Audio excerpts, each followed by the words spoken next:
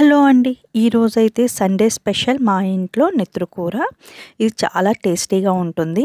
ఈ వీడియోలో అయితే ఇది ఎలా తయారు చేయొచ్చు, ఏమేమి ఇంగ్రీడియంట్స్ ఉన్నాయో ఈ వీడియోలో చూపిస్తాను.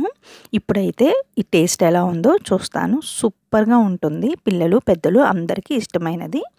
ఫస్ట్ వీటికి కావాల్సినవి, మనం మటన్ షాప్లో ఇలా మనకి బ్లడ్ ఇస్తాడనమాట. దాన్ని ఒక అర గ్లాసు నీళ్ళలో పోసి స్టవ్ మూత పెట్టి స్టవ్ సిమ్లో పెట్టుకోవాలి. ఓన్లీ 5 మినిట్స్ పెట్టి వెంటనే తీసేసేయాలన్నమాట.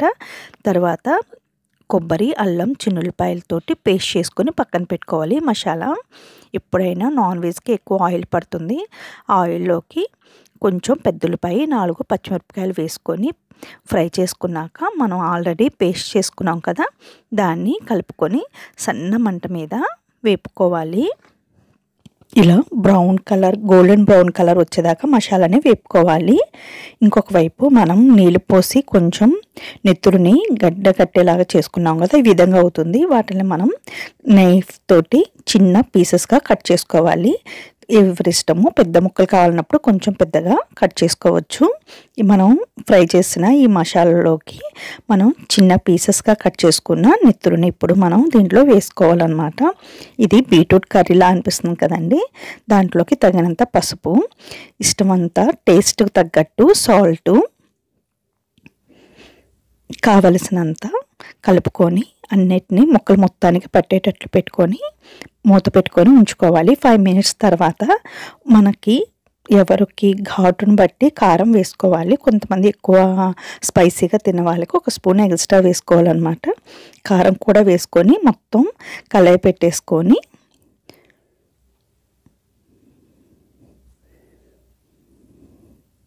ఈ విధంగా మనం మూత పెట్టేసేసుకోవాలి. బాగా మగ్గనివ్వాలన్నమాట. మగ్గనిచ్చి సన్నం ఇదంతా సిమ్లోనే పెట్టుకోవాలి ఎప్పుడైనా. ఈ ప్రాసెస్ అంతా చూడండి, కాసేపటికి ఈ విధంగా మనకి ఆయిల్, వాటరు పైకి తేలుతుందన్నమాట.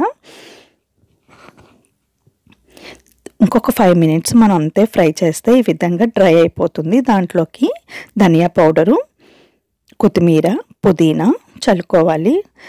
ధనియా పౌడర్, చాట్ మసాలా వేసుకునే వాళ్ళు వేసుకోవచ్చు. నేనైతే వేయను అనమాట. ఓన్లీ ధనియా పౌడర్ ఒకటే వేస్తాను. ఓకే అండి, మనకి ఈరోజు సండే స్పెషల్ నెత్తరు కర్రీ రెడీ అయిపోయింది. ఇందుకి టేస్ట్ ఎలా ఉందో చూస్తాను. మనం ఇంట్లో వాళ్ళకి వడ్డించేటప్పుడు మనం ఒక్కసారి ఒక ముక్క టేస్ట్ చూసి ఉప్పు కారం సరిపోయిన తర్వాత వడ్డిస్తే వాళ్ళు టేస్టీగా తింటారు. ఉప్పు కారం సరిపోయిందేమో చూస్తాను. సూపర్.